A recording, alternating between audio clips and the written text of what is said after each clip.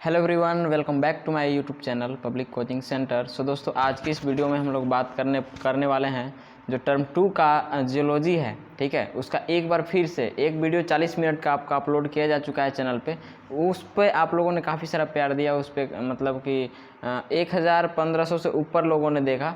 सो आज के इस वीडियो में भी हम वैसे ही जो 11th सिलेबस था, तो 11th सिलेबस जो था वो था आपका भूविज्ञान का परिचय से लेकर झील तक, वहाँ तक मेरा वीडियो भी शायद बन चुका है। उस वहाँ तक का जितने भी सब्जेक्टिव और इम्पोर्टेंट क्वेश्चन होंगे, उस सभी क्वेश्चन का हम इसमें कवर करने वाले हैं। सो दोस्तों, 2 वीडियो मैंने जियोलॉजी का अपलोड किया जिसमें काफ़ी बैड रिजल्ट मिला। ठीक है, तो हमने सोचा कि चलो जियोलॉजी ही स्टार्ट किया जाए। एंड आप लोग जियोलॉजी के लिए ही मुझे सब्सक्राइब की हो, तो चलो कोई बात नहीं, उसी को ही हम लोग स्टार्ट करेंगे बेहतर तरीके से। ठीक है, सो अब करते हैं कैमरा को ऑफ एंड चलिए स्क्रीन रिकॉर्डिंग पे। एंड इसे थोड़ा छोटा भी हम लोग कर सकते हैं, कोई इतनी खास प्रॉब्लम नहीं है। इसे करते हैं इधर साइड में नीचे यहाँ पे, और देख सकते हो यहाँ पे लिखा हुआ है कि थोड़ा कलर हम लोग ये ले लेंगे। साइज एकदम आराम से पढ़नी है, कोई हड़बड़ी नहीं है यहाँ पे कि इतने समय में इतना पूरा करना, ये चीज़ नहीं है यहाँ पे। ठीक है, देखिए, JAC examination class 11 term 2 geology most VVI question and answer. आपका जो सिलेबस 11th का मैंने बताया है, उसी सिलेबस के अनुसार यहाँ पे कंप्लीट करवा रहा हूँ। ठीक है, तो इसके लिए आपको टेंशन नहीं लेनी है।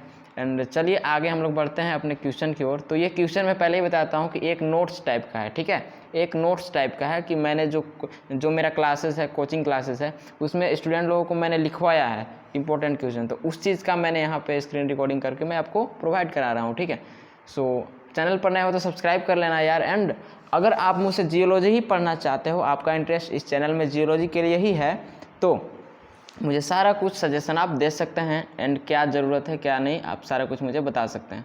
तो चलिए बढ़ते हैं जो पहला चैप्टर था उसके तरफ। और इसमें जो आपका जो इम्पोर्टेंट क्वेश्चन है वो निकल कर आ रहा है आपके पास कि भूविज्ञान की एक उपयुक्त परिभाषा दीजिए। लग रहा है ना, यहाँ पे देखिए क्वेश्चन आप देख सकते हो कि भूविज्ञान की एक सेकेंड, मैं इसका थोड़ा साइज करता हूँ। भूविज्ञान की एक उपयुक्त क्या करना है, परिभाषा देना है। तो ये क्वेश्चन आपको पूछ भी सकता है। ठीक है, भूविज्ञान की एक उपयुक्त आपको परिभाषा देना है। तो इसमें आप आंसर को देख सकते हो यहाँ पे कि बहुत ही इजी है, कोई बड़ी नहीं है। यहाँ पे आंसर देखिए कि भूविज्ञान क्या है। भूविज्ञान की इंट्रो मैंने वीडियो में ही बताया था सिलेबस में कि ऐसा शास्त्र जिससे हमें पृथ्वी या उसके इतिहास की जानकारी मिलती है। ठीक है, ऐसा शास्त्र मतलब ऐसा विज्ञान, ऐसा अध्ययन जिससे हमें पृथ्वी या उसके इतिहास की जानकारी मिलती है, उसे भूविज्ञान कहते हैं। ठीक है, तो मैं यहाँ पे हमें प्रॉब्लम हो रहा है, इसलिए मैं कैमरा को करता हूँ ऑफ। एंड चलो हम लोग अच्छे तरीके से पढ़ते हैं। ठीक है, तो क्या कहेंगे कि ऐसा शास्त्र जिससे हमें पृथ्वी या उसके इतिहास की जानकारी मिलती है, उसे भूविज्ञान कहते हैं। जियोलॉजी शब्द होता है। ठीक है, जियोलॉजी शब्द का प्रयोग सर्वप्रथम रिचर्ड डी बरी ने किया था। और कब किया था? 1473 ईस्वी में किया था। जियोलॉजी ग्रीक भाषा का एक शब्द होता है। ठीक है ना, जो जियोलॉजी है वो ग्रीक भाषा का शब्द है। अब आपको कोई प्रॉब्लम नहीं होगा। जियोलॉजी एक ग्रीक भाषा का शब्द है जिसका अर्थ क्या होता है? पृथ्वी का विज्ञान होता है। क्या होता है? पृथ्वी का विज्ञान। ऐसे भी आप उसे तोड़ कर देखो कि जो जियो होता है, जियो मतलब क्या होता है? धरती होता है, और लॉजी मतलब अध्ययन होता है। तो जियोलॉजी समझ में आ गया। चलिए बढ़ते हैं अपने नेक्स्ट क्वेश्चन की ओर। एंड वो क्वेश्चन मेरा कह रहा है कि भूविज्ञान का अध्ययन एवं कार्यक्षेत्र का उल्लेख कीजिए। भूविज्ञान का अध्ययन एवं उसके कार्यक्षेत्र का मतलब कि जो भूविज्ञान का स्टडी है उसके बारे में, और ये इसका कार्य क्या है, क्या क्या शाखा है, क्या क्या कार्य में ये मदद करेगा, उस चीज़ के बारे में ये प्रश्न पूछ रहा है। तो ये सभी मोस्ट वीवीआई प्रश्न हैं, आपको याद कर लेने हैं। एंड जो 2 अगस्त को जो आपका जो 2 जुलाई को आपका एग्ज़ाम होने वाला है class 11 term 2 Jharkhand academic council का, तो उसमें आपका ये बहुत ही मददगार होगा। ठीक है, तो ये क्वेश्चन मतलब मोस्ट वीवीआई है, आपको एकदम याद कर लेना है। चलिए इसके आंसर की ओर बढ़ते हैं कि पृथ्वी जो है ना एक विशाल पिंड है, मतलब एक वस्तु है जिसकी आयु, यहाँ पे वायु लिखा गया है, जिसकी आयु कितनी है, आप इसे शुद्ध कर करके लिख लेंगे, जिसकी आयु 4.6 अरब वर्ष आंकी गई है। ठीक है ना, अरब वर्ष आंकी गई है, मतलब पृथ्वी एक विशाल वस्तु है और इसकी जो उम्र है, आयु है वो कितनी आंकी गई है? 4.6 अरब आंकी गई है। पृथ्वी के उत्पत्ति के साथ साथ वायुमंडल, जलमंडल, जैवमंडल का भी निर्माण हुआ था। ठीक है, इन मंडलों के निर्माण के साथ साथ हमें पृथ्वी के अलावा इन्हें भी अध्ययन करना होता है। अब जैसे पृथ्वी का अध्ययन करेंगे तो जब इन सभी का जो उत्पत्ति हुआ था साथ साथ हुआ है तो इनका भी अध्ययन करना होता है। इसके अंतर्गत पृथ्वी की संरचना एवं विस्तार, पृथ्वी की उत्पत्ति, पर्वत, जीवाश्म, सागर इत्यादि के बारे में विस्तृत जानकारी लेना होता है हमें, ठीक है। तो ये हो गया इसका आंसर। एंड नेक्स्ट जो क्वेश्चन है वो क्वेश्चन आप देख पा रहे हो कि यहाँ पे लिखा है कि भूविज्ञान का उद्देश्य क्या है। मतलब कि ये एक सिलेबस, मतलब ये एक जो सब्जेक्ट है ना, ये सब्जेक्ट क्यों बनाया गया है, भूविज्ञान का उद्देश्य क्या है। सब देखिए कि भूविज्ञान का मुख्य उद्देश्य पृथ्वी के इतिहास के बारे में वर्णन करना है, ठीक है। इसके इतिहास से समस्त जानकारी, ठीक है ना, इसके इतिहास से संबंधित जितना भी, इसके इतिहास से संबंधित जितना भी जानकारी है चट्टानों से मिलती है। किस चीज़ से मिलेगा? चट्टानों से। अर्थात चट्टानों से ही पृथ्वी की रचना भी हुई है और चट्टानों की संरचना से ही कालक्रम का पता चलता है कि किस युग में किस चीज़ का निर्माण हुआ है, ठीक है ना। तो वही कालक्रम का पता चलता है कि किस युग में किस प्रकार के चट्टानों की उत्पत्ति हुई है और कैसे कैसी वस्तुएं धरती पे आई थी। और उसके अलावा जो है पृथ्वी की आयु, रचना, खनिज एवं सेल का अध्ययन भी भूविज्ञान के अंतर्गत ही आता है और इसी के अंतर्गत हमें ये पढ़ना होता है। सो इसका उद्देश्य था कि पृथ्वी के जितने भी मतलब हिस्ट्री हैं, जितने भी उसके अंतर्गत, मतलब कि पृथ्वी से रिलेटेड जितने भी चीज़ें हैं उन सभी के बारे में अध्ययन कराने का ठेका किसने ले रखा है? जियोलॉजी ने ले रखा है, ठीक है। चलिए उसके बाद 4 नंबर क्वेश्चन है हमारे पास कि भूविज्ञान की विषय वस्तु क्या है, कि मतलब इसमें जो है हमारा सब्जेक्ट मैटर क्या है, ठीक है। तो इसके निम्नलिखित विषय वस्तु हैं, जो कि फर्स्ट है भू रसायन। क्या है? भू रसायन। और पृथ्वी की द्रव्य रचना का अध्ययन इसके अंतर्गत करना होता है। क्या करना होता है? भू रसायन के अंतर्गत पृथ्वी की द्रव्य रचना का अध्ययन। मैं आपको एक चीज़ यहाँ पे बताता हूँ कि जो 40 मिनट का वीडियो है, जो कि आप लोगों ने उसे देखा है, तो उस वीडियो से बिल्कुल ही हटकर उसमें कुछ 12th का भी सिलेबस था और वो भी 11th के लिए मोस्ट पीबीआई था। लेकिन ये टोटली इसका 12th में कोई भी काम नहीं है, ये टोटली 11th के लिए ही है। 11th वाले ज़रा ध्यान से समझेंगे। एंड जो 2 हमारा सब्जेक्ट मैटर था वो है संरचनात्मक भूविज्ञान, एंड 3rd था भौतिक भूविज्ञान, एंड जो 4th नंबर है वो है आर्थिक भूविज्ञान, ठीक है। उसके बाद क्रिस्टल भूविज्ञान और खनिज विज्ञान, ठीक है। ये सभी के बारे में इसका ये क्या है? विषय वस्तु है। जियोलॉजी का विषय वस्तु भू रसायन, संरचनात्मक भूविज्ञान, भौतिक भूविज्ञान, आर्थिक भूविज्ञान, क्रिस्टल विज्ञान, खनिज विज्ञान, ठीक है। ये सब क्या हो गया इसका मतलब विषय वस्तु हो गया। चलिए उसके बाद एक बहुत ही सिंपल सी क्वेश्चन है, क्रिस्टल विज्ञान क्या है। अब ये सभी चीज़ ऑब्जेक्टिव है, अगर ये 3 नंबर 1 नंबर में पूछ सकता है क्रिस्टल विज्ञान क्या है, तो उसे आपको समझना होगा और उसका आंसर भी लिखना होगा। तो क्रिस्टल विज्ञान खनिजों के क्रिस्टलों की आकृति, मतलब कि जो खनिज होता है उसका ज्यामिति आकृति किस प्रकार से है और उसके निर्माण का अध्ययन करना होता है किसमें? क्रिस्टल विज्ञान में, ठीक है। तो इस प्रकार से इसका आंसर ही हो गया। उसके साथ ही अगला सवाल है कि खनिज विज्ञान क्या है, ठीक है ना। खनिज विज्ञान, खनिज तो आप लोगों ने देखा कि विषय वस्तु है जियोलॉजी का, लेकिन खनिज विज्ञान क्या होता है? तो खनिजों से संबंधित शाखा को खनिज विज्ञान कहते हैं। एकदम सिंपल सी चीज़ है, जो जिस चीज़ से संबंधित हो उसके शाखा को क्या बोलेंगे, मतलब कि संबंधित शाखा को क्या बोलेंगे? वो वाला विज्ञान बोल देंगे। तो खनिज विज्ञान पूछा है तो खनिजों से संबंधित शाखा को क्या बोलेंगे? खनिज विज्ञान बोलेंगे। इसके अंतर्गत अब हमें पढ़ना क्या है? खनिज की भौतिक गुण पढ़ना है। पहली चीज़ क्या पढ़ना है? भौतिक गुण। दूसरा रासायनिक गुण, संरचना तथा इसके उपयोगिता के बारे में अध्ययन करते हैं। समझ में आ गया? बहुत ही सिंपल सी क्वेश्चन है, आप इसे याद रखोगे। उसके बाद हमारा नेक्स्ट क्वेश्चन है सेल विज्ञान क्या है। सेल विज्ञान क्या है? सेल मतलब चट्टानें होती है, तो चट्टान वाला विज्ञान क्या है? तो सेल समझना है, बहुत ईजी है, जियोलॉजी लैंग्वेज में इसे बोला जाता है। तो सेलों के निर्माण में किन किन खनिजों का योगदान है, ठीक है, और किन किन चट्टानों का भी योगदान है, ठीक है। तो उस समय के साथ साथ सेलों में क्या क्या परिवर्तन आए हैं तथा इनका जो है मूल उत्पत्ति कैसे हुई है ना। ये जो चट्टानें हैं उनकी मूल उत्पत्ति कैसे हुई है, इन सभी चीज़ों के बारे में जानकारी सेल विज्ञान की मदद से हमें मिलती है, ठीक है। तो इस प्रकार से आप इसे लिख लोगे। ये हो गया इसका आंसर सेल विज्ञान का। ओके, चलिए उसके बाद हम लोग बढ़ते हैं भू रसायन विज्ञान क्या था। क्या चैप्टर है? भू रसायन विज्ञान क्या है। इस विज्ञान का संबंध सेल तथा खनिज विज्ञान दोनों से होता है, ठीक है। भू रसायन विज्ञान में सेल तथा खनिज विज्ञान दोनों से है। इसमें मुख्य रूप से हम खनिजों के परमाणुओं के बारे में अध्ययन करते हैं। बहुत ही सिंपल सी चीज़ है, क्योंकि भू मतलब जमीन है, रसायन मतलब पृथ्वी पे जितने भी रसायन है उसके बारे में स्टडी हमें करना है। अब दोस्तों आता है हमारा चैप्टर नंबर 2 आपको मैं पहले ही बता रहा हूँ कि इसका PDF प्रोवाइड नहीं कराया जाएगा, क्योंकि ये मैं किसी से नोट्स लेकर, जो मेरे स्टूडेंट हैं, जो मेरे कोचिंग क्लासेस चलते हैं, जो पब्लिक कोचिंग सेंटर पे आप वीडियोज़ देखते हैं, वो मेरे कोचिंग क्लासेस में जितने भी स्टूडेंट हैं उनसे जो मैं पढ़ाया उन लोगों को जियोलॉजी, सो उनका ये नोटबुक मेरे पास है, ठीक है। सो सेकंड चैप्टर क्या था, सौरमंडल, आप सिलेबस में जाकर देख सकते हैं, उसको सोलर सिस्टम कहते हैं, ठीक है। अब देखिए सौरमंडल में क्या है। सौर परिवार पहले आपसे पूछ सकता है, स्टार देकर बताया गया है। बहुत ही इंपॉर्टेंट टॉपिक है कि सौर परिवार क्या होता है। सूर्य, ग्रह, उपग्रह, तारे, उल्कापिंड, क्षुद्र ग्रह इत्यादि मिलकर इसका निर्माण करता है, किसका, सौर परिवार का, यानी कि सौरमंडल का, ठीक है। अब इसी से अगर एक सवाल पूछ दिया कि सौरमंडल किसे कहेंगे भाई साहब, तो बोल सकते हैं सूर्य, ग्रह, उपग्रह, तारे, उल्कापिंड, क्षुद्र ग्रह इत्यादि को, मतलब इत्यादि के समूह को क्या बोल देंगे, सौरमंडल बोल देंगे, ठीक है। उसके बाद आप देख सकते हैं कि सूर्य मतलब सूर्य जो है उसका इंग्लिश सन होता है, और ये हीलियम और आर्गन जैसे गैसों से मिलकर बना हुआ है। और सूर्य एक तारा है। पहली चीज़ क्या है, सूर्य एक तारा है और एक आग भी है, ठीक है। ऐसा तारा है कि जो आग ही है केवल, और उसका टेम्परेचर जो है ना, टेम्परेचर 6000 डिग्री सेल्सियस अभी तक आका गया है लगभग में, ठीक है, 6000 डिग्री सेल्सियस। तो ये सब आपका कब काम करेगा, ये सब अगर आपका ऑब्जेक्टिव सवाल है तो उसमें आपका ये वर्क कर सकता है। उसके बाद जो ग्रह है, ग्रह, तो ग्रह में है कि यह एक पिंड होता है। ग्रह किसे कहेंगे, ग्रह है, ग्रह को इंग्लिश में प्लेनेट कहते हैं। तो यह भी ग्रह भी एक क्या होता है, पिंड होता है, और यह सूर्य के चक्कर लगाता है। ग्रह किनके चक्कर लगाते हैं, सूर्य के, और इसकी संख्या 8 है। अभी सौरमंडल में ग्रहों की संख्या 8 है, ठीक है। उसके बाद अगर ग्रहों की क्रम से अगर बात करें तो सबसे सूर्य तो है ही, सूर्य से सबसे नज़दीक बुध है, फिर उसके बाद शुक्र है, पृथ्वी है, मंगल है, शनि है, बृहस्पति है, यूरेनस है और अरुण है, जिसको यूरेनस को ही अरुण बोलते हैं, और नेपच्यून इंग्लिश है और उसका हिंदी वरुण होता है। तो 8 यहाँ पे हमारे ग्रह हुए, ठीक है, इतना कंप्लीट।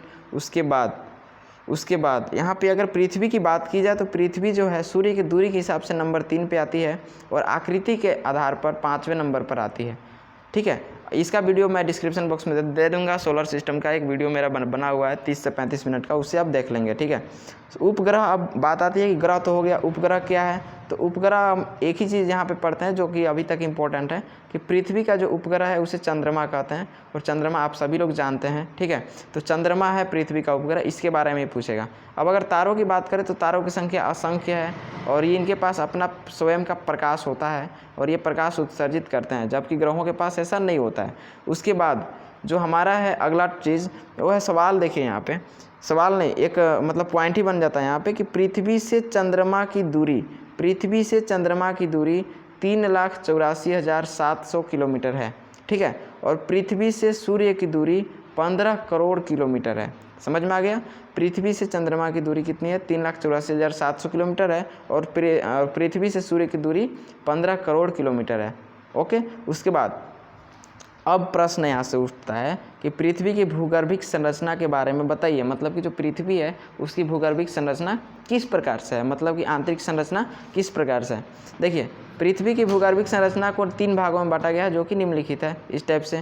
तो 3 संरचना यही है, एक को सियाल बोलते हैं, दूसरे को सीमा कहते हैं, तीसरे को नीफे कहते हैं। यहाँ पर आप चीज़ एक ट्रिक लगा सकते हो कि सी है तो सी से हो गया सिलिकॉन हो गया, क्या हो गया, सिलिकॉन हो गया। उसके बाद एक है AL, तो सियाल है ना, तो सियाल, तो ए से एल्यूमिनियम हो गया, आप समझ सकते हो। उसके बाद सीमा है, नंबर 2 पे क्या है, सीमा, तो SI से क्या हो गया, सिलिकॉन हो गया, और MA से, ऐसे तो मैग्नीशियम का Mg होता है, बट यहाँ पे वर्ड बनाने के लिए MA का इस्तेमाल किया है, तो सिलिकॉन और मैग्नीशियम है। उसके साथ जो नंबर 3 पे है नीफे, तो NI से आप समझ सकते हो निकेल, और Fe से क्या होता है, फेरस। तो इस प्रकार से संरचना अभी आपको हम बताने वाले हैं आगे।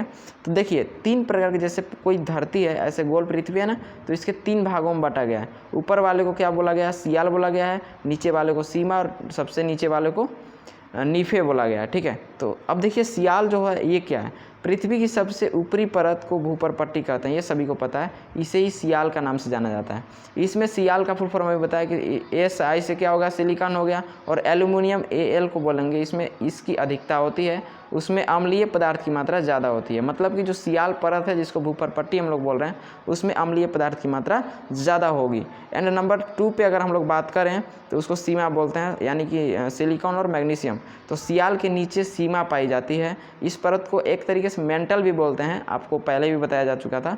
लेकिन इस परत में सिलिकॉन तथा मैग्नीशियम की अधिकता पाई जाती है और यह परत ज्वालामुखी क्रिया को जन्म देती है। जहाँ से भी ज्वालामुखी का उद्गार होता है वो मतलब कि सीमा से ही होता है, यानी कि मेंटल जो होता है उसी से ही होता है। इसमें क्षारीय पदार्थों की मात्रा ज़्यादा होती है और इसकी गहराई 1000 से 2000 किलोमीटर तक है। आप समझ रहे होगा कि इससे मैं क्या बता रहा हूँ। देखो यहाँ पे आपका ये प्रश्न है और इसका आंसर, ये सवाल जब भी पूछेगा तो 5 अंक का ही पूछेगा। यहाँ से इस टाइप से आपका ये आंसर हो गया। तो सीमा भी हो गया। एक लास्ट बचा हुआ है मेरा नीफे। नीफे के बारे में अगर बात करें तो यह सबसे आंतरिक होता है। देखो आंतरिक यहाँ पे अशुद्ध लिखा हुआ है। आंतरिक क्या है, आंतरिक ऐसे लिखाता है।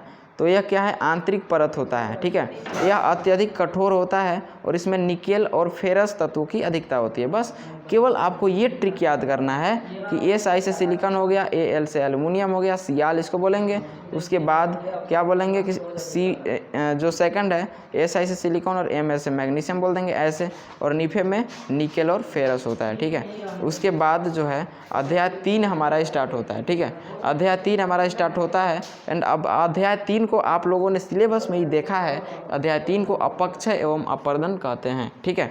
तो देखिए सबसे पहला सवाल हमारा आ रहा है यहाँ पे कि अपक्षय क्या होता है। अपक्षय क्या होता है, अपक्षय इसके कितने प्रकार होते हैं, ये एक क्वेश्चन हो गया, ठीक है। तो जो परिभाषा है अपक्षय का वो है कि चट्टानों का अपने स्थान पर ही टूट फूट कर विघटन एवं अपघटन की प्रक्रिया होने को क्या बोलेंगे, अपक्षय बोलेंगे, ठीक है। अब अपक्षय में ताप, आर्द्रता एवं वर्षा, पाला मतलब होता है शीत जो गिरता है ना उसे पाला कहते हैं, इत्यादि तत्वों का योग होता है। मतलब कि अपक्षय ऐसे ही नहीं होगा, उसके लिए आवश्यक परिस्थितियाँ बोल सकते हैं कि क्या है, ताप है, आर्द्रता है, वर्षा है, पाला है, ये सब। मतलब कि अपक्षय का मतलब कि मान लीजिए कोई चट्टान होता है तो उसको मिट्टी में चेंज करना है, ठीक है। तो उसको विघटन होगा, अपघटन होगा, इस टाइप से सारा कुछ है। उसके बाद दोस्तों अपक्षय के प्रकार की बात किया गया था क्वेश्चन में, तो उसको बोलेंगे पहले भौतिक अपक्षय फर्स्ट, और सेकंड होता है रासायनिक अपक्षय, एंड थर्ड को बोलते हैं जैविक अपक्षय होता है, ठीक है। तो इस प्रकार से इसका आंसर आप यहाँ से लिख सकते हो कि अपक्षय क्या है तथा इसके कितने प्रकार हैं। ये क्वेश्चन 3 नंबर या 5 नंबर किसी में भी पूछ सकता है, ठीक है। तो देखिए यहाँ से अपक्षय के प्रकार भी समझ में आ गया। एंड अब बात कर लेते हैं, अगर 3 नंबर के लिए पूछेगा तो इतना पर ही आंसर देना है। लेकिन अगर ये क्वेश्चन 5 नंबर में पूछ देगा तो भौतिक और ये सबको डिफाइन करना पड़ेगा। तो देखिए दोस्तों भौतिक अपक्षय है, इसके बारे में अगर बात करें तो इस क्रिया में चट्टानों का विखंडन भौतिक या यांत्रिक प्रक्रियाओं द्वारा होता है। इसमें चट्टानों के फैलाव एवं संकुचन के कारण टूट फूट जाते हैं। जैसे आप लोगों ने जो पत्थर से गिट्टी में चेंज किया जाता है वैसा मशीन देखा होगा आप लोगों ने, ठीक है। उस मशीन में क्या होता है कि बड़े बड़े पत्थरों को डाला जाता है और वो गिट्टी में छोटे छोटे में बदल जाता है। तो इसे यांत्रिक बोलेंगे, मतलब यंत्र द्वारा किया जा रहा है। उसके बाद जो रासायनिक अपक्षय है वो क्या होता है, सेलों के तत्व जब रासायनिक अभिक्रिया करके चट्टानों के अपघटन करते हैं उसे रासायनिक अपक्षय कहते हैं। इसमें आर्द्र जलवायु तथा वर्षा का होना आवश्यक है। इसके अलावा, ठीक है ना, मतलब कि जो रासायनिक है ये तो क्या होगा, जब रासायन मतलब रिएक्शन होगा इसमें तभी अपघटन होगा। उसके बाद इसमें इसके अलावा क्या आवश्यक है, oxygen, CO2 carbon dioxide, H2 hydrogen और यहाँ पे N2 नाइट्रोजन आदि गैसों का होना अति आवश्यक है, तभी ये रासायनिक अपक्षय हमारा हो सकता है, ठीक है। इस प्रकार से चलिए लास्ट है हमारा जैविक अपक्षय, यानी कि जैविक अपक्षय हम किसे बोलेंगे। तो देखिए अपक्षय की क्रिया में जैविक तत्वों का भी सहयोग होता है, ठीक है। जैसे मनुष्य, वनस्पति और अन्य जीव द्वारा किया गया अपक्षय जैविक अपक्षय कहलाता है। समझ में आ गया। उसके बाद सेकंड क्वेश्चन हमारा है, ठीक है। सेकंड क्वेश्चन है हमारे पास इसी चैप्टर से कि अपक्षय को नियंत्रित करने वाले कारण बताइए। पहला चीज़ कारण हम बात कर रहे हैं यहाँ पे, ठीक है। तो देखिए यहाँ पे कि अपक्षय का प्रभाव सभी सेलों पर बराबर तो पड़ता नहीं है ना, क्योंकि सभी सेलों की संरचना अलग अलग होती है। जैसे आग्नेय, अवसादी, ये सब परतदार आप लोगों को पता होगा, तो संरचना अलग अलग होती है। तो चट्टान अभी तो पढ़ाया नहीं है, बट हाँ उसका भी वीडियो जल्दी अपलोड किया जाएगा। इस क्रिया को नियंत्रित करने वाले कारण निम्नलिखित हैं। अब देखिए नंबर 1 सेलों की कोमलता एवं कठोरता। देखिए पहला जो कारक भी बोल सकते हैं, कारण भी बोल सकते हैं। तो मतलब कि यहाँ पे बोला है कि जो क्वेश्चन है सेलों को नियंत्रित करने वाले कारण बताना है, अपक्षय को नियंत्रित करने वाले। तो उसका रीज़न क्या, रीज़न है कि अपक्षय को नियंत्रित किया जा सकता है? तो पहला चीज़, अपक्षय क्रिया के प्रभाव के कारण कोमल चट्टान कठोर चट्टान की अपेक्षा आसानी से टूट जाता है। देखिए, कोमल चट्टान जो रहेगा ना, उसको एक हथौड़ा मारेंगे तो जल्दी टूटेगा, किसकी अपेक्षा? कठोर चट्टान की। और कठोर को मारेंगे तो कोई फ़र्क ही नहीं पड़ेगा, उल्टी अपने पर ही पड़ जाएगा। वैसा जगह जहाँ कठोर एवं कोमल दोनों चट्टानें पाई जाती है, वहाँ की धरातल ऊबड़ खाबड़ हो जाती है। समझ में आ गया ना? जहाँ पे मतलब आप अंदाज़ा लगा सकते हो कि एक कोमल चट्टान है बराबर, जैसे कि मान लो कि एक सेकंड, जैसे कि यहाँ पे एक बराबर ऐसे चट्टान है बराबर, ठीक है ना, इसको कोमल की रूप दे दिए, और एक चट्टान है बड़ा सा इस टाइप से चट्टान है, ऊबड़ खाबड़ ज़मीन रहेगा, मतलब लेयर देखो ऐसे ऐसे लेयर बन जा रहा है ना, तो उससे ऊबड़ खाबड़ बनता है। तो सैलों की कोमलता एवं कठोरता अगर दोनों में रहेगा तो क्या हो जाएगा? ज़मीन ऊबड़ खाबड़। उसके बाद दोस्तों बात आती है सैल संधि की, जिसको ज्वाइंट चट्टान कहते हैं, जो ज्वाइंट स्टोन कहते हैं। जोड़ वाली सेलों में अपक्षय की क्रिया तेज़ी से होती है। क्या होती है? जहाँ पे ज्वाइंट होती है ना, वहाँ पे देखिएगा, जोड़ मतलब दरार होता है। क्या होता है? दरार। उसमें अपक्षय की क्रिया बहुत जल्दी हो जाएगी। अपक्षय उसी को बोलते हैं कि जैसे मान लो कि अपक्षय, मैं आपको थोड़ा समझाने का प्रयास करता हूँ कि जैसे ये मान लीजिए चट्टान है, तो जोड़ रहेगा इसमें, एक चट्टान इस पर भी है, एक चट्टान इस पर भी है, ठीक है, तो एक चट्टान इस पर भी है, तो बीच बीच में क्या हो गया? ज्वाइंट हो गया। इस ज्वाइंट में पानी जाएगा तो दरारें उत्पन्न होगी, उस टाइप से इसका अपक्षय होगा। अपक्षय मतलब समझ लो कि उसका बर्बादी। अपक्षय मीन्स क्या हो गया? बर्बादी। उसके बाद दोस्तों बात आती है धरातलीय ढाल की। धरातलीय ढाल की, तो वर्षा इत्यादि के कारण धरातलीय क्षेत्रों में अपक्षय काफ़ी तेज होता है। क्या होता है? जो धरातल एरिया होता है और जो ढाल है, धरातल है और ढाल है, उसमें काफ़ी तेज होता है। मतलब कि एक तरीके से ढलान भी है और एक तरीके से धारा भी बह रहा है, ठीक है, तो क्या होगा? अपक्षय तो तेज होगा ही होगा। वनस्पति का आवरण, वनस्पति का आवरण, ये हो गया आपका चौथा रीजन। इनकी जड़ें सैलों को तोड़ने में काफ़ी मदद करती है। जैसे किसी किसी चट्टान में देखिएगा कि जड़ उसी में वृद्धि विकास करता है, तो पत्थर को फाड़ कर रख देता है, ठीक है। उसके बाद नेक्स्ट क्वेश्चन है हमारे पास, अपर्दन मतलब इरोजन क्या है? What is erosion? ठीक है, तो यहाँ पे कि भूपृष्ठ के मिट्टियों में कटाव का होना क्या कहलाएगा? अपर्दन कहलाएगा। अगर ये क्वेश्चन 1 नंबर को पूछा तब, और ये क्वेश्चन अगर लंबा पूछेगा 5 नंबर, या शायद मेरे ख्याल से ये सवाल 5 नंबर का ही पूछने वाला है, तो अपर्दन को नियंत्रित करने वाले कारक कौन कौन से हैं? सबसे पहला कारण है वृक्षारोपण। क्या है? वृक्षारोपण। पादपों की जड़ें मृदा को बांधे रखने का कार्य करती है, ठीक है, तथा मृदा अपर्दन के समय यहाँ के मतलब कि क्या है कि वृक्षारोपण में क्या है कि वृक्षारोपण जितना ही करेंगे ना यार, तो मिट्टी जो है ना, जड़ उस मिट्टी को बांध कर रखेगा और अपर्दन होगा ही नहीं। अब जो ढालू एरिया है, मतलब ढालू क्षेत्र में हम क्या करेंगे? उसमें सीढ़ीनुमा बांध बना देंगे, क्योंकि अगर ढालू एरिया में रहेगा तो डायरेक्ट मिट्टी कट जाएगा, है ना। जैसे ढलान में देखते होंगे कि एक तरफ लगता है कि बीच बीच में कोई पाइपलाइन गया है और इधर क्या हुआ है? ऊंचा है। तो मृदा अपर्दन को रोका जा सकता है। कब? सीढ़ीनुमा बनाकर और बीच बीच में ढालू एरिया में ठोकर बनाकर। अब खेतों की जुताई करके तल के आधार के विपरीत किया जाएगा। जैसे कि मान लीजिए कोई खेत ऐसे मान लीजिए है ऐसे, तो इसको जोतेंगे कैसे? जोतने का तरीका जो मेरा रहेगा ऐसे रहेगा, ऐसे ऐसे जोतेंगे इसको, तब ये खेत मेरा अपर्दित नहीं होगा, अन्यथा कोई रोक नहीं सकता है। अब एक सवाल है, अनाच्छादन क्रिया को चार्ट के रूप में दिखाइए। ये चार्ट ऐसा लिखा हुआ है जो छोला चार्ट होता है वैसे। अनाच्छादन 2 प्रकार का हुआ, अपर्दन और अपक्षय को एक साथ हम लोग क्या बोल सकते हैं? अपर्दन एवं अपक्षय, ठीक है। तो यहाँ पे देखिए कि अपक्षय में अभी आप लोगों ने देखा कि अपक्षय का कितना प्रकार है, चार्ट के रूप में आपको दिखाना है। पहला भौतिक, दूसरा रासायनिक और एक जैविक। अब जैविक में दोस्तों 2 चीज़ आती है, एक पादप और एक जंतु। तो ये हो गया आपका कंप्लीट। एंड उसके बाद हमारा है अपर्दन। तो अपर्दन आप सभी को पता है कि अपर्दन क्या होता है? वृक्षों मतलब मिट्टी के कटाव। तो मिट्टी के भी कटाव और वृक्षों की भी कटाव के चलते क्या होता है? अपर्दन होता है। और कोई प्राकृतिक परिस्थिति भी आता है, जैसे कि कहीं कहीं पे बाढ़ आ गया तो पूरा मिट्टी को काट कर ले गया। अब देखिए नदी क्या है, देखिए अशुद्ध कितना लिखा हुआ है। नदी ऐसे होता है, ठीक है, अशुद्ध मत लिखिएगा आप लोग। नदी क्या है, ठीक है, नदी तो वर्षा जल भू सतह के ढाल पर नीचे वाले स्थानों की ओर बहने का प्रयास करेगा। मतलब कि पानी की जो यहाँ पे देखिए एक जो चैप्टर है, ये चैप्टर नंबर शायद 4 है, 4 1 2 हाँ, ये चैप्टर नंबर 4 का ये क्वेश्चन अब स्टार्ट हो रहा है, ठीक है। देखो नदी क्या है, तो जब वर्षा का जल या कोई भी जल भू सतह के ढाल पर से नीचे बहने का प्रयास करे तो उसको हम क्या बोलेंगे? और उसका ढलान क्या हो? अत्यधिक ना हो, क्या हो? ढाल जो है तीव्रता, जो प्रवाह का गति है वो क्या हो? धीमा हो और क्या हो, विस्तृत चादर के रूप में बह रहा हो, तो उसे क्या बोलेंगे, नदी बोलेंगे। ठीक है, आप ये डिफिनेशन को लिख सकते हो। उसके बाद छोटी छोटी सरिताएं मिलकर, मतलब छोटी छोटी नदियाँ मिलकर एक बड़ी नदी का निर्माण करती है। इन सभी, अब जो छोटी छोटी नदियाँ हैं ना, उनको हम लोग सहायक नदी बोल देंगे, क्योंकि उनकी ही वजह से बड़ी नदी का निर्माण होता है। उसके बाद अस्थायी नदी क्या होता है, अस्थायी नदी क्या होता है, देखिए जिन नदियों में ऋतु के अनुसार पानी सूख जाता है उसे अस्थायी नदी कहते हैं। मतलब कि उसका कोई स्थिर ठिकाना नहीं है कि इसमें साल भर ही पानी रहेगा। जैसे अभी गर्मी का समय है तो आप लोग समझ सकते हो कोई कोई नदी में पानी बिल्कुल ही सूखा हुआ है।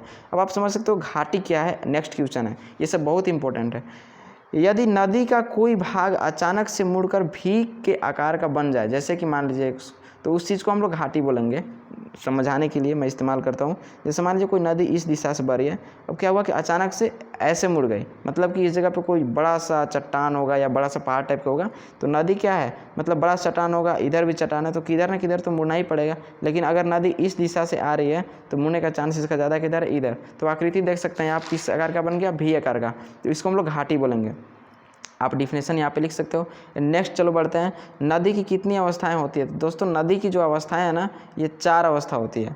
कितनी अवस्था, 4। फर्स्ट को बोलते हैं प्रारंभिक फेज, मतलब कि प्रारंभिक अवस्था। दूसरे को तरुणावस्था, जिसको हम लोग यंग बोल सकते हैं। ठीक है, उसके बाद नेक्स्ट है हमारा प्रौढ़ावस्था, जो कि आप डायरेक्ट कल्पना करो कि जो इंसान का अवस्था होता है ना वैसे, तो वृद्धावस्था।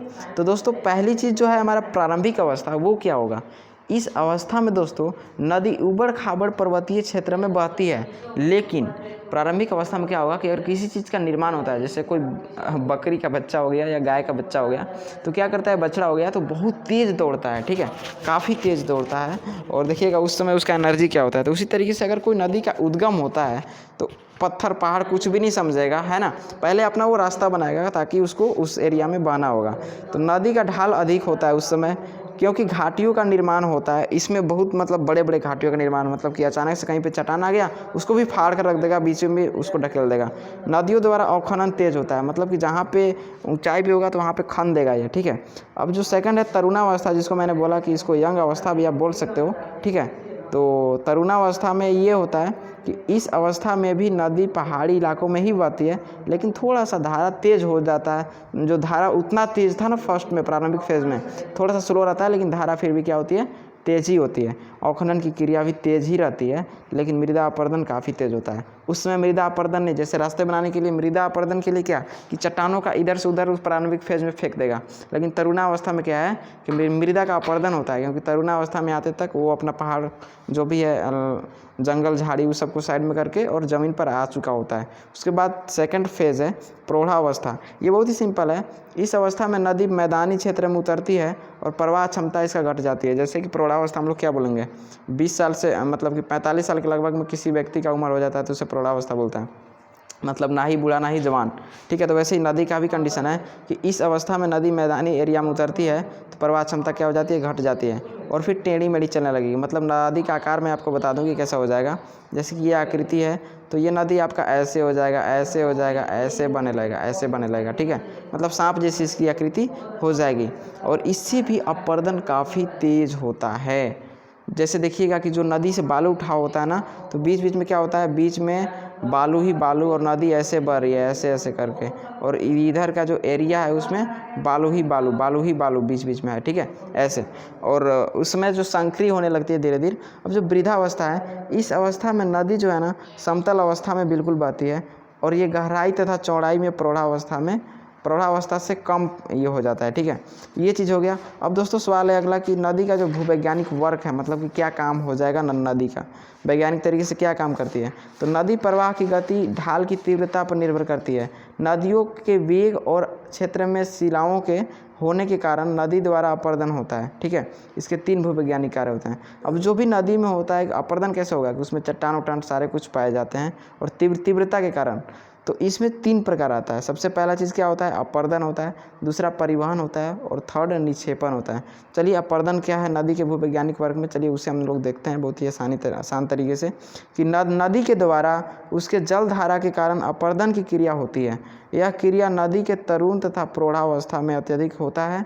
इस अवस्था में नदी का धारा मिट्टी का कटाव करते हैं और उसे परतदार ना होकर के क्या हो जाएगा, पतली और संकरी होने लगेगा। जैसे अपरदन होता है, देखिएगा कि कोई नदी इतना चौड़ा बहते आ रहा है तो लास्ट में मिट्टी को काट काट के क्या हो जाएगा, पतला बने रहेगा और बीच में मिट्टी का ढेर लगा रहेगा, इधर बालू का ढेर लगा रहता है।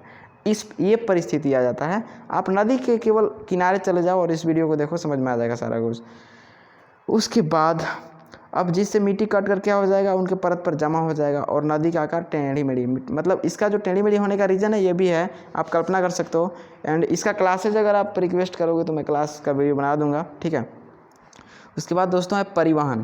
तो परिवहन बहुत ही आसान है कि परिवहन में जितने भी उसमें खनिज लवण हुए, चट्टान वटान हुए, चट्टान के खंड हुए, वो सभी का परिवहन होता है। उस चीज़ को लिखा हुआ है यहाँ पे कि नदी के इस क्रिया के कारण एक स्थान का खनिज लवण दूसरे स्थान पर आसानी से चला जाता है। इसमें मुख्य रूप से सेल या सेल खंडों का परिवहन होता है। यह क्रिया वहाँ उपयोगी होता है जहाँ पर बंजर या बांगर भूमि होता है, आप नाम सुने होंगे। परिवहन के द्वारा खादर भूमि का खनिज लवण आसानी से बांगर भूमि पर अगर चला जाएगा, ये परिवहन के चलते नदी के चलते, तो उस जगह पे भूमि क्या हो जाएगी, उपजाऊ यानी कि खादर हो जाएगी। तो ये एक बहुत ही अच्छा भूवैज्ञानिक वर्क होता है किसका, रिवर का। उसके बाद दोस्तों निक्षेपण है। निक्षेपण में देखिए क्या होता है। तो नदियों के निक्षेपण तो पहले ही बता दिए हैं कि किसी चट्टान उट्टान को टूट जाना। तो निक्षेपण नदियों के द्वारा ये क्रिया सेलों के विघटन या अपघटन में सहायक होती है। सेम काम है।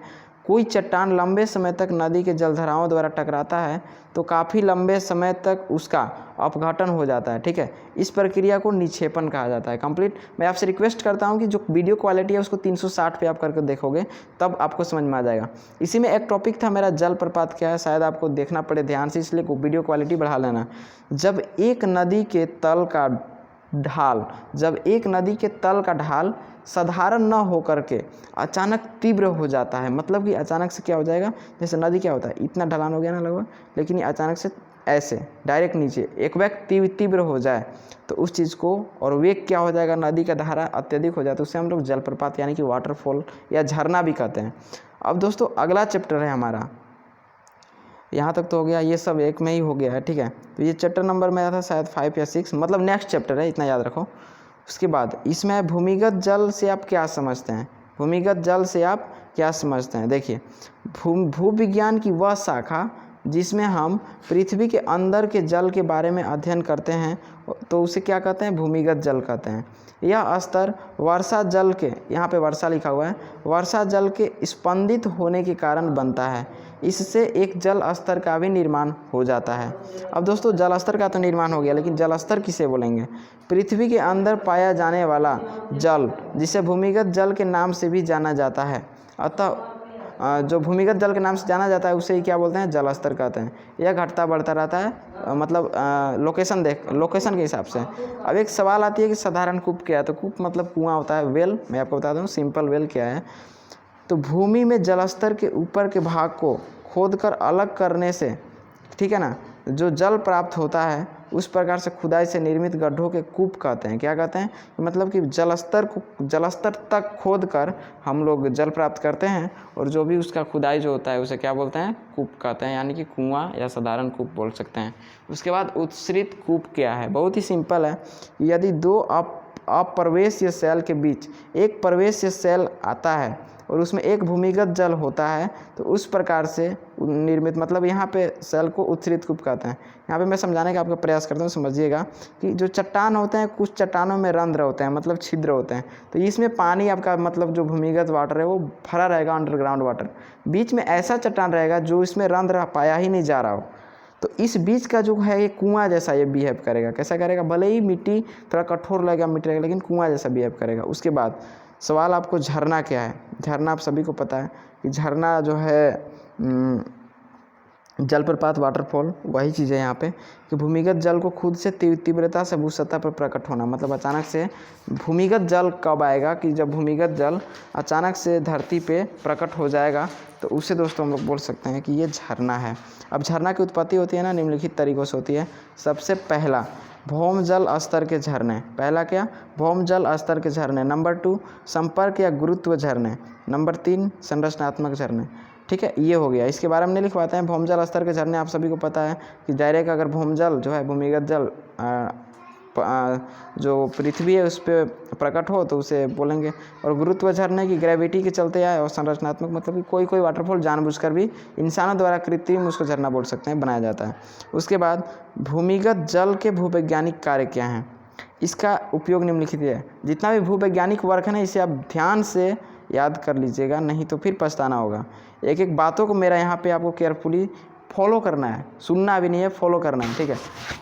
देखिए, भूमिगत जल विघटन और अपघटन करने में सहायक होता है। पहले उसका भूवैज्ञानिक वर्क हम लोग देख रहे हैं ना, जो इसका है भूमिगत जल का भूवैज्ञानिक वर्क, तो क्या होता है, विघटन और अपघटन करने में सहायक होता है। उसके बाद दोस्तों नंबर 2 पे है कि इसके धीमे प्रवाह से, क्योंकि जो भूमिगत जल होता है उसका प्रवाह क्या होता है, काफ़ी स्लो होता है, धीरे धीरे बहता है।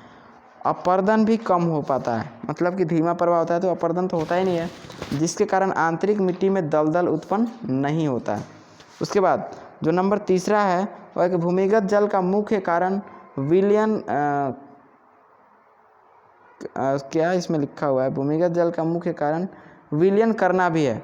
क्या है, विलयन करना, जिसमें उपस्थित CO2 के कारण चूना पत्थर इसमें घुल जाते हैं। ये चीज़ यहाँ पे लिखा हुआ है, ठीक है, इसे आप क्लियर लिखोगे। उसके बाद चूना पत्थर एवं डोलोमाइट, यहाँ पे डोलोमाइट था, ठीक है ना, क्या है, डोलोमाइट, ये गलत है, यहाँ पे रहेगा आपका डोलोमाइट। वीडियो काफ़ी लंबा हो रहा है बट आपको बोर नहीं होना है। मैं पहले ही बता दे रहा हूँ कि वीडियो 35 मिनट का हो चुका है अभी तक, और मैं इसका नोट्स व्हाट्सएप के द्वारा प्रोवाइड नहीं करा सकता हूँ, आपको वीडियो को ही देखना पड़ेगा। विलयन के कारण क्या होता है, मतलब चूना पत्थर और डोलोमाइट के विलयन के कारण 1 से 50 मीटर व्यास और 15 से 20 मीटर तक की गड्ढी हो जाती है। मतलब इसका व्यास इतना चौड़ा और इसका इतना गड्ढा होता है, ठीक है। अब 5वें नंबर पर है कि भूमिगत जल द्वारा घुलित पदार्थों को वहन होता है। उनमें क्या होता है, घुलित जो भी पदार्थ होते हैं, रसायन हो गए, वो सभी का वहन होता है, और वो झील तथा झरनों में मिल जाएगा या समुद्र में भी मिल जाएगा। उसके बाद दोस्तों नेक्स्ट चैप्टर शायद 7वें नंबर पे था, इसका वीडियो चैनल पे अपलोडेड है। हिम नदी क्या है, यानी कि हिमानी क्या है। वह नदी जिसकी उत्पत्ति हिम के कारण होती है उसे हिमानी कहते हैं। कंप्लीट। हिमानी के लिए निम्नलिखित 3 बातें आवश्यक है। सेम टू सेम नदी जैसा ही है, तो इसको क्या कहते हैं कि बर्फ़ का पानी अगर बह रहा हो, प्रवाहित हो रहा हो, तो उसे हिमनद बोलेंगे। उसके बाद दोस्तों है कि पर्याप्त हिमवर्षा, मतलब कि हिम नदी के लिए क्या ज़रूरी है, हिम नदी के लिए क्या ज़रूरी है, हिमानी के लिए निम्नलिखित 3 बातें आवश्यक है। पहला, स्नोफॉल जो है क्लियरली होना चाहिए, मिनिमम टेम्परेचर होना चाहिए, तापमान क्या होना चाहिए, बराबर होना चाहिए, मतलब ज़्यादा हाई नहीं होना चाहिए। हिम का कम से कम पिघलना, ठीक है ना, बर्फ़ ज़्यादा पिघलेगा तो एक नदी बन जाएगा, और पिघलेगा तो पानी के रूप में हो जाएगा, इसलिए बर्फ़ का टुकड़ा बहेगा तभी हिमनद उससे हम लोग बोल सकते हैं। तो बर्फ़ को ज़्यादा पिघलाना भी नहीं है। हिमनद का प्रकार के कितना होता है, इसके निम्नलिखित प्रकार होते हैं। पहला, घाटी या पर्वतीय हिमानी, यानी कि माउंटेन ग्लेशियर, उसको महाद्वीपीय हिमानी कहते हैं। और एक हो गया 30 में हिमद्वीप होता है। क्या होता है, हिमद्वीप होता है। उसके बाद हिमानी जो है इसके निम्नलिखित भूवैज्ञानिक कार्य हैं। अब हिमानी का कार्य भी देख लेते हैं, भूवैज्ञानिक कार्य क्या है। पहला है अपर्दन, दूसरा है परिवहन। सेम टू सेम नदी वाला इसका एग्जाम्पल यहाँ पे हो जाएगा। जैसे मैं डायरेक्ट पढ़कर सुनाता हूँ, समझाने में काफ़ी लेट हो रहा है। हिमानी का अपर्दन 2 प्रक्रमों द्वारा होता है। पहला उत्पाटन, दूसरा अपघर्ष, ठीक है। इस तल में जो पहला है उत्पाटन, इस तल पर हिमानी के दबाव एवं गति के कारण अपघटित सेल मूल सेल से टूटकर हिम के साथ प्रवाहित होने लगेगा, ठीक है। इसे क्या बोलेंगे, उत्पाटन बोलेंगे। एंड नेक्स्ट है हमारा अपघर्ष, जब सेल आपस में टकराकर तथा दबाव के कारण या तल पर घिसट कर प्रवाहित होगा तो उसे क्या बोलेंगे, अपघर्ष हम लोग बोलेंगे। चलिए, परिवहन का क्रिया कैसे होगा, इसमें उत्पादित पदार्थों का परिवहन होता है जिससे ये समय के साथ साथ निक्षेपित हो जाते हैं, ठीक है। ये परिवहन सेम टू सेम नदी जैसा था। एंड लास्ट हमारा चैप्टर है झील, जो कि कल ही पढ़ाया गया है इसको, झील लेक्स के बारे में। तो ये आपका लास्ट रहेगा टॉपिक, और इसके बारे में हम लोग चलिए पढ़ते हैं क्लियर। देखिए, सबसे पहले चीज़ झील क्या है, इसके बाद वीडियो अब शायद ज़्यादा लंबा ना होगा, 38 मिनट हो गया, लगभग 45 मिनट तक ही जाएगा। झील क्या है, तो अंतःस्थलीय, स्थलीय देखिए यहाँ पे गलत है, स्थलीय ऐसे लिखा जाता है, अंतःस्थलीय यानी कि स्थल के मतलब अंदर में जल राशि को झील कहते हैं। अंतःस्थलीय जल राशि को क्या बोलेंगे, झील। झील 1 वर्ग किलोमीटर से कुछ हज़ार वर्ग किलोमीटर तक फैला होता है। तो अभी देखिएगा झील के नाम से कितने लोगों को ऐसा संभव मतलब लगता होगा कि ये वाटरफॉल की बात हो रहा है, यानी कि झरना की बात। तो झरना को झील नहीं बोलते हैं। आप समझ लेना कि अगर कोई समुद्र हो, उसके तट पर अगर पानी समतल हो तो वो भी एक झील का ही रूप होता है। ठीक है, देखिए इसका निर्माण, उत्पत्ति और भूवैज्ञानिक कार्य सभी चीज़ हम लोग पढ़ेंगे। लिखा है कि संसार के सबसे बड़ा झील क्या है? कैस्पियन सागर है। क्या है? कैस्पियन सागर। इसका क्षेत्रफल लगभग 3,95,000 किलोमीटर वर्ग है। ठीक है, कैस्पियन सागर। उसके बाद बैकाल झील है, तो बैकाक झील लिखा हुआ है जो कि गलत है, यहाँ पे आपको सुधारना है। क्या है? बैकाल झील। बैकाल झील की गहराई कितनी है? तो 1740 मीटर है, जो कि एकदम राइट है, करेक्ट है। ठीक है, उसके बाद सरोवर विज्ञान किसे कहते हैं? तो यहाँ पे जो नेटवर्क वाला सरोवर है वो वाला लिखा हुआ है, जो कि गलत है, ऐसे नहीं होगा। क्या है? सरोवर, सॉरी एक मिनट, सरोवर। सरोवर विज्ञान यहाँ पे पूछा गया कि सरोवर विज्ञान क्या है। तो झील या उनसे संबंधित विशेषताओं के बारे में अध्ययन करेंगे तो उसे हम लोग सरोवर विज्ञान बोलेंगे। ठीक है, नेक्स्ट क्वेश्चन है कि झीलों की उत्पत्ति किस प्रकार होती है, उसको लिखें। तो झीलों की उत्पत्ति निम्नलिखित विधियों द्वारा होगा। सबसे पहला कि विवर्तनिक झील, नंबर 2 भूकंप द्वारा निर्मित झील, हिमनद द्वारा, ज्वालामुखी द्वारा, नदी द्वारा, डेल्टा झील, समुद्र के तट द्वारा, भूमिगत जल और एक भूस्खलन द्वारा। तो ये सब क्या है? तरीका है जिससे कि झील का निर्माण होता है। इसे आप लिख सकते हैं, ये 3 नंबरिया सवाल पूछने वाला है, बहुत PBI है, इंपॉर्टेंट है। नेक्स्ट है हमारा लास्ट क्वेश्चन होगा शायद, मेरे ख्याल से इतना ही लंबा है, बस थोड़ा सा ही है। तो मेरा जो है लास्ट क्वेश्चन है कि झीलों की भूवैज्ञानिक कार्य को लिखिए कि झील जो है उसका भूवैज्ञानिक कार्य क्या है। तो झील जो है ना, समुद्र का एक छोटा सा रूप होता है। क्या होता है? यहाँ पे आपको परिभाषा मिल जाएगा कि झील क्या है। समुद्र का एक छोटा सा रूप होता है। जिस प्रकार समुद्र में तरंग उठती है उसी प्रकार झीलों में भी तरंग उठती है। सेम टू सेम जो काम समुद्र में होगा वो भी झील में भी होगा। समुद्र की भांति ही झीलों में भी तट अपर्दित होते हैं, मतलब तट मतलब किनारा जो है कटाव होता है, तो वैसे भी इनमें भी होता है। अब काफ़ी आकृति समुद्र के चलते निर्मित होता है, तो वैसे झील में भी ये सब सेम टू सेम काम होती है। इसे आप क्लियर कर लो। उसके बाद दोस्तों आगे दिया है कि सॉरी एक मिनट, तो उसमें भी निक्षेपण होता है और इसमें भी अपर्दन होता है, तो ये सभी चीज़ों को आप लिख लोगे। उसके बाद अवसाद की बात आती है, तो स्थलजात अवसाद, रासायनिक अवसाद तथा जैव अवसाद आता है। उसके बाद नेक्स्ट क्वेश्चन है कि झील द्वारा आर्थिक लाभ को लिखें। ये तो बहुत ही ईजी है एंड आपको जानना जरूरी है कि झील जो है उससे क्या क्या लाभ हमें होता है।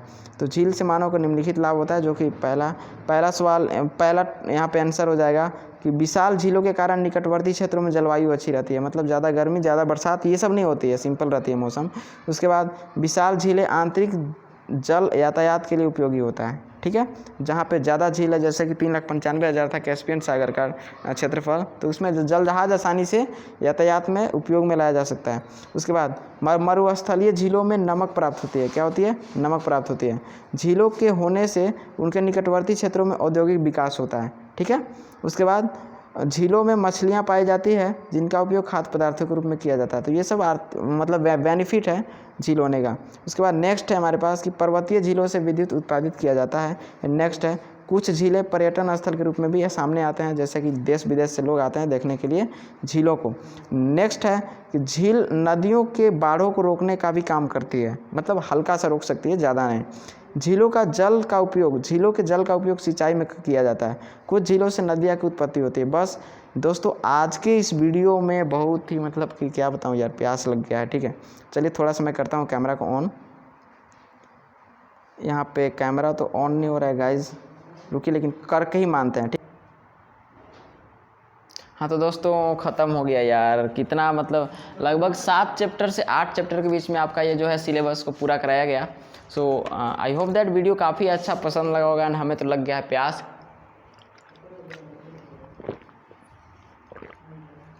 ओके, और कुछ इन्फॉर्मेशन मैं आपको बताने वाला हूँ कि जैसे काफ़ी चीज़ों को ध्यान में रखकर ये क्वेश्चन बनाया गया है, क्योंकि 11th वालों का इतना सारा डिमांड था कि मतलब कोचिंग में इतना रिक्वेस्ट भी आने लगा कि सर जियोलॉजी का केवल वीडियो, जिनके पास मोबाइल नहीं है उन लोग कैसे पढ़ेगा। तो मैंने ऐसा प्रोवाइड कराया कि जो मेरे पास जो भी मटेरियल था उन सभी चीज़ों के बारे में हमने क्लास स्टार्ट करवाया जियोलॉजी का, और क्लासेस में जो भी नोट्स है मैं सब आपको प्रोवाइड करवाया। उसके अनुसार जैसा भी आपका तैयारी हो मुझे बताना। एंड अभी मैं हूँ स्टूडियो में, इसीलिए मैं इतना मतलब फ्रैंकली वीडियो को शूट कर पाया, ठीक है।